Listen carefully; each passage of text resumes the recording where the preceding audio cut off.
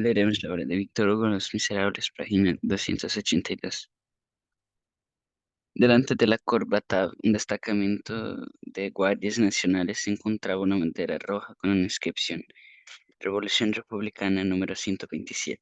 Era aquella una revolución en efecto. El motín había hecho del centro de París una especie de ciudadela inexpugnable, tortuosa, colosal. Allí estaba el foco, allí estaba evidentemente la cuestión. Lo demás eran solo escaramuzas. La prueba de que todo había de decirse allí era que aún no había empezado la lucha. En algunos regimientos los soldados estaban dudosos, lo cual aumentaba la oscuridad terrible de la crisis. Recordaban la ovación popular que había recibido en julio de 1839, la neutralidad del regimiento número 53 de línea. Dos hombres intrépidos probados en las grandes guerras. El mariscal Lobau y el general Bugeaud mandaban las tropas, Bugeaud a las órdenes de Lobau. Gruesas patrullas compuestas de batallones de línea rodeadas completamente de compañías enteras de guardias nacionales y precedidas de un comisario de policía con banda, iban reconociendo las calles sublevadas. Los insurgentes, por su parte, ponían vigías en las esquinas, en las encrucijadas, y enviaban audazmente patrullas fuera de las barricadas. Observábanse por ambos lados.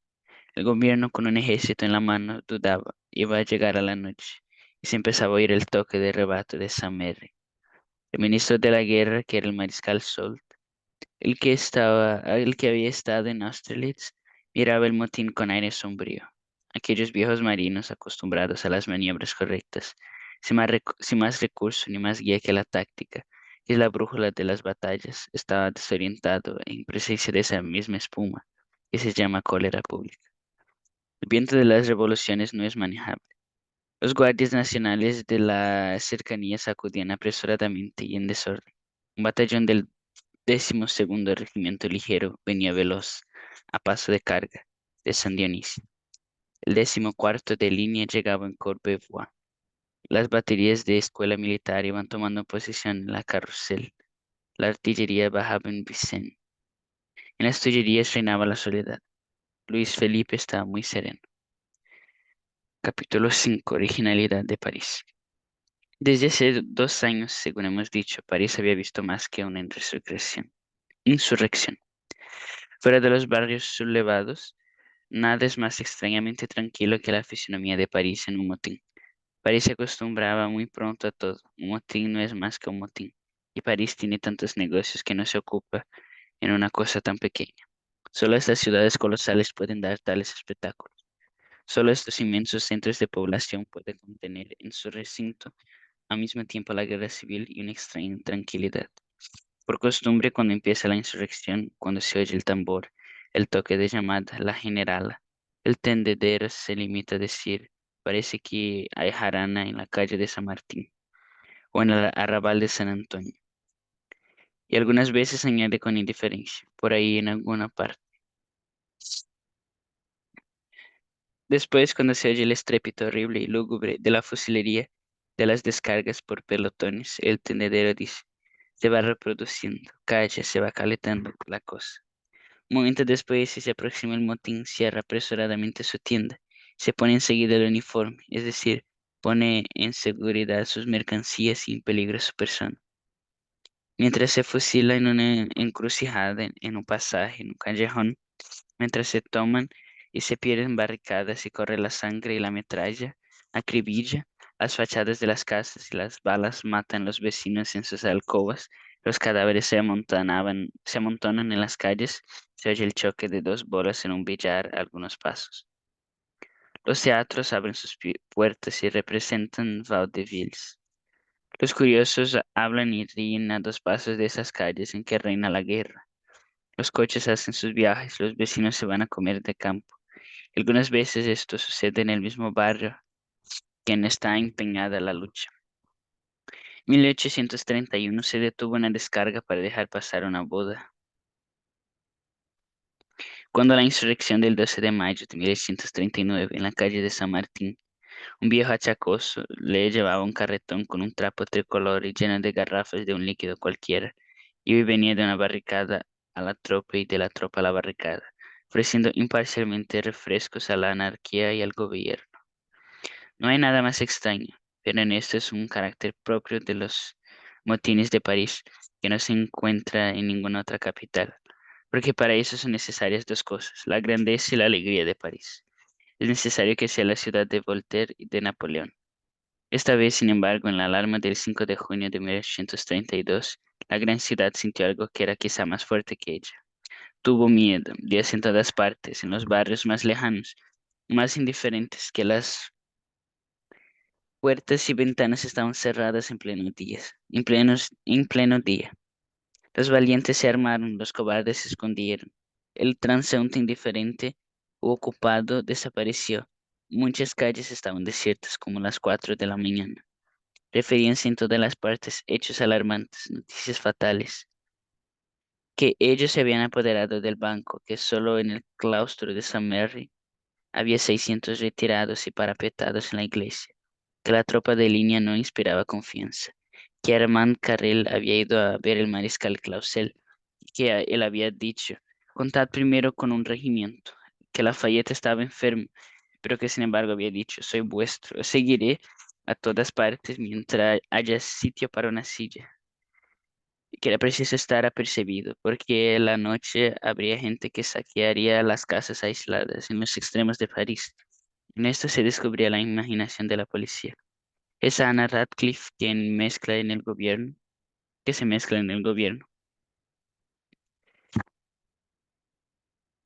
que se había establecido una batería en una calle Abril y Boucher, que Lobau y Boucher estaban de acuerdo que a medianoche o al rayar del día lo más tarde, marcharían un tiempo 4 columnas contra el centro del motín. La primera desde la Batilla, la segunda desde la Puerta de San Martín, la tercera de la Plaza de la Grève y la cuarta del Mercado. Que quizá también las tropas se evacuarían de París y se retirarían al campo de Marte, que no se sabía lo que sucedería, pero que sería una cosa grave. Discurrían mucho sobre las vacilaciones de Mariscal Soult, porque no atacaba enseguida. Era evidente que estaba muy pensativo. El viejo león parecía olfatear en aquella sombra un monstruo desconocido. Llegó la noche, los teatros no se abrieron, las patrullas circulaban con aire irritado, se registraban los transeúntes, se detenían los sospechosos. A las 8 había más de 800 personas presas. La prefectura estaba llena, la consejería atestada, la fuerza atestada. En la consejería en particular, el gran subterráneo que se llama la calle de París estaba cubierto de sacos de paja sobre los cuales yacía un montón de prisioneros, a quienes arengaba con valor el hombre de León. La gran aquella es paja movida por los presos hacía el efecto de un aguacero. En otras partes los presos estaban al aire libre en los patios unos sobre otros. En todas partes reinaba la ansiedad y el temor del día de mañana. Se fortificaban las casas, las mujeres y las madres estaban inquietas. No sé más que esto, ah, Dios mío, no ha vuelto. Solo muy a lo lejos se oía rodar algún coche. Se oía al pasar por las piedras rumores, gritos, tumultos, ruidos sordos y confusos. Palabras sueltas. Esa es la caballería o son los furgones que galopan. Los clarines, los tambores, la fusilería y sobre todo el toque a rebato de Somer. Hoy es el cañón. Los hombres salían por detrás de una esquina y desaparecían gritando, meteos en casa. Y todos se apresuraban a echar los cerrojos a la puerta. Algunos preguntaban, ¿en qué concluirá esto? Por momentos, a medida que la noche iba cayendo, París parecía colorearse más lúgubremente en el formidable fulgor del motín. Libro 11. El átomo fraterniza con el huracán. Y capítulo 1. Algunas aclaraciones sobre los orígenes de la poesía de Gavroche. Influencia de un académico en esta poesía.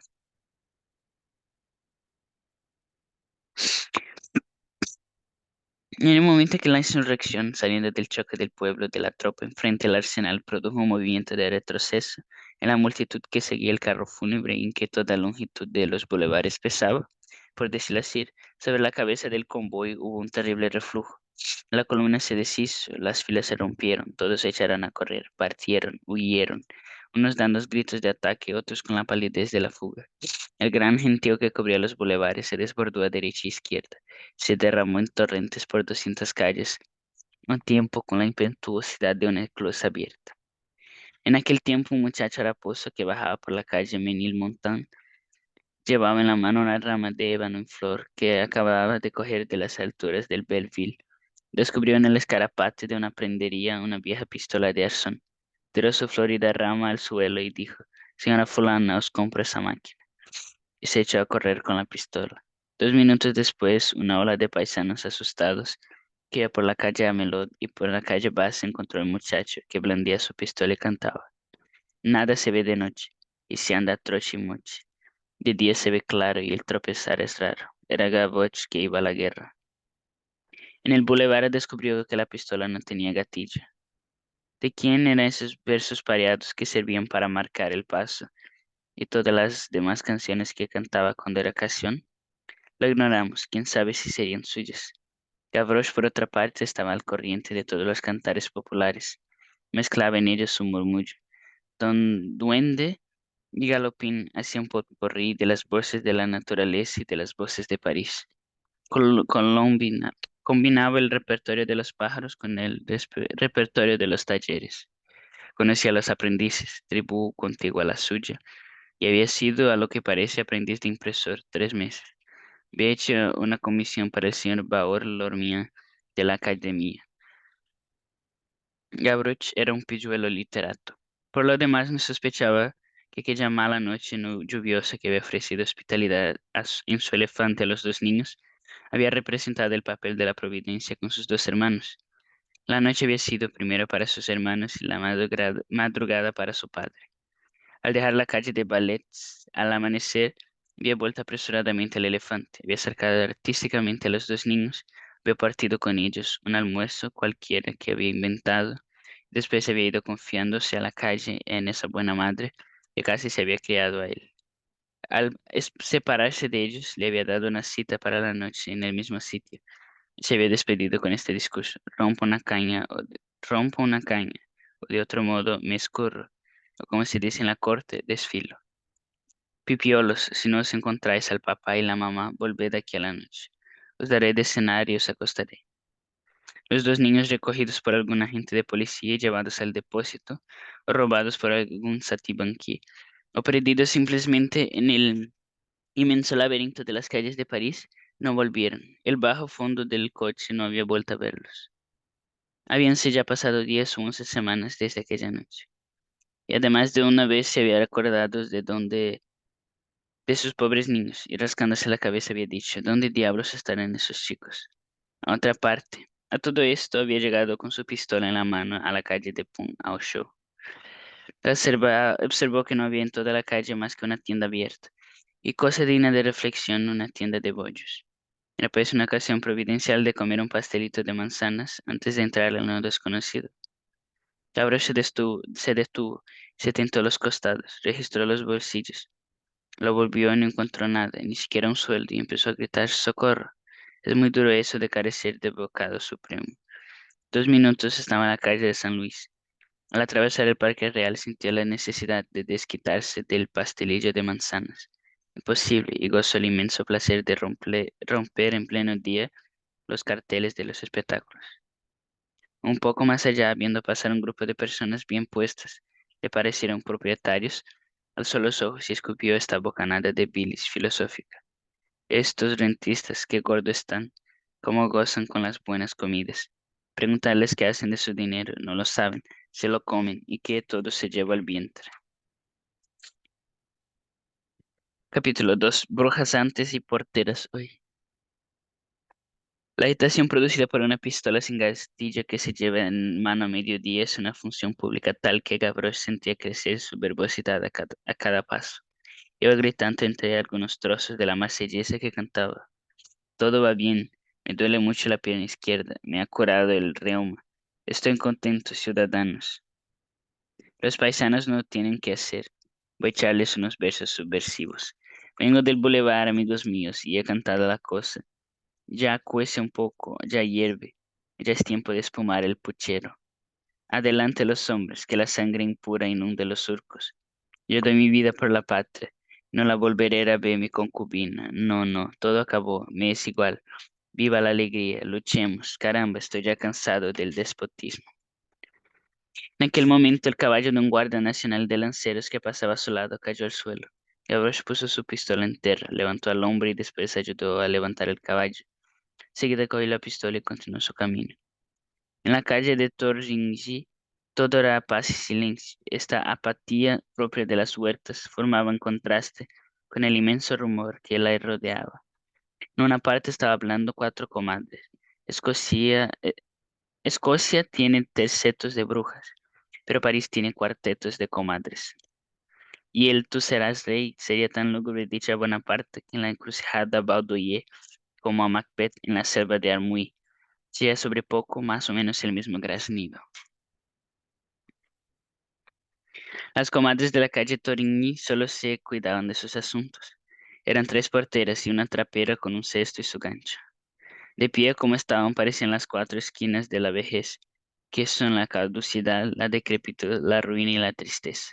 La trapera era humilde, en ese mundo el aire libre. La trapera saluda y la portera protege. Esto depende de la basura, según quiere las porteras.